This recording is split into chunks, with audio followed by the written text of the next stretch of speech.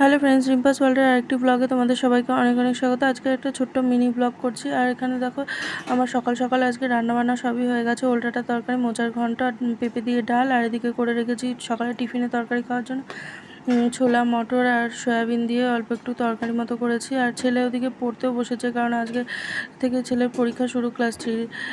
ওই last minute একটু দেখে নিচ্ছে। 1:15 থেকে পরীক্ষা শুরু, ঢোকাবো 12:30 নাগাদ, স্কুলে ঢুকিয়ে দেবো। তো আমার 9টা বাজে, আমার একটু খিদেও পাচ্ছিলো, তো আমি একটু চা খেয়ে নিচ্ছি। ওই 10, 10:30, 11টা নাগাদ খেয়ে তারপরে রেডি হয়ে বেরোবো। তো ও একটু দেখে নিচ্ছে আর আমি একটু চা খেয়ে নিলাম। ও বললো এখন খাবে না, খিদে নেই।